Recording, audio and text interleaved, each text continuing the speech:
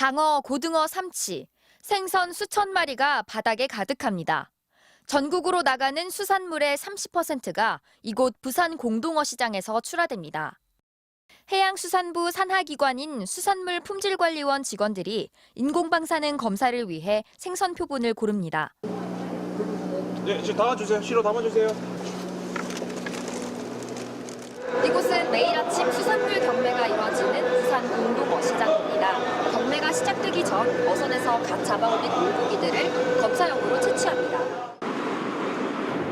1시간 넘게 배를 타고 부산 영도 앞바다에 도착했습니다. 이곳에서 2달에 한 번 바닷물을 채취해 분석합니다. 우리나라 바다의 해수 채취 지점은 모두 52곳. 해수부는 후쿠시마 오염수 방류를 앞두고 지점을 7개 더 늘렸습니다.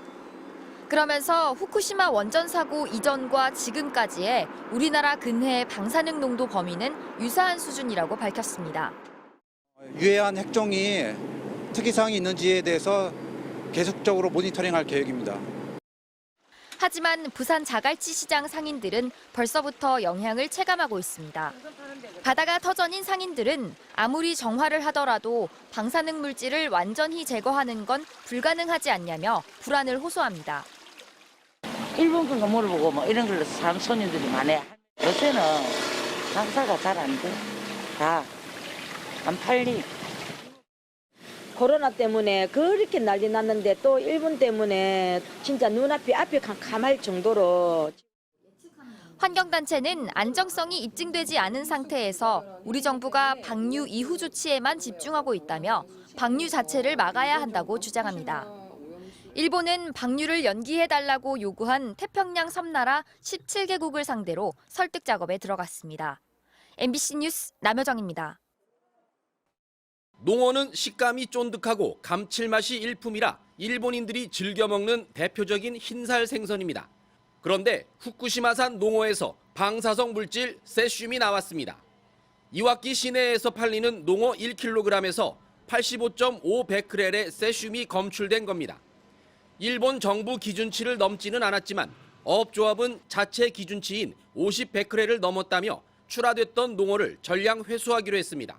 1ヶ月間この魚種を重点的に検査しまして、数値の方が50ベクレル以下をずっと示すのであれば、組合長会議等において協議しまして、自粛を解除する。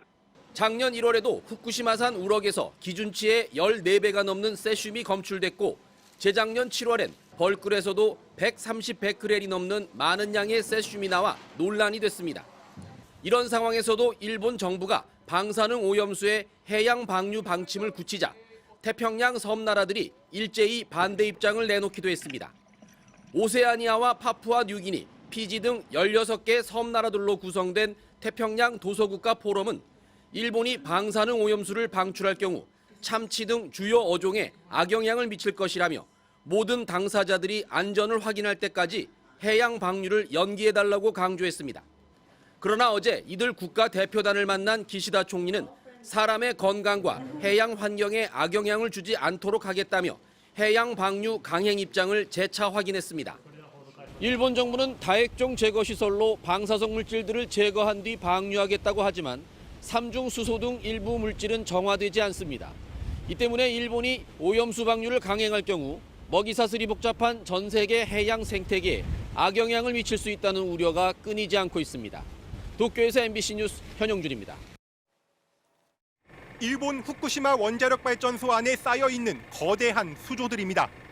1000개가 넘는 수조 안에는 사고 원자로를 식히는 데 쓴 방사능 오염수 130만 톤이 가득 차 있습니다. 일본 정부는 알프스라는 장비로 방사능 물질을 최대한 제거하고 희석해 올해부터 태평양에 방류할 계획입니다. 한국 같은 주변 나라들의 우려를 잠재우기 위해 일본은 방사능 수치를 철저하게 측정해 공개하겠다고 했습니다. 후쿠시마 원전을 운영하는 도쿄전력은 한국어 홈페이지도 만들어 홍보하고 있습니다. 측정하는 방사능 물질의 종류는 삼중수소 62종의 방사능 물질에 탄소 14까지 더해 모두 64종이라고 밝혔습니다. 그런데 최근 일본 측이 측정 대상 물질을 64종에서 31종으로 대폭 줄이는 방안을 한국 정부에 알려왔습니다.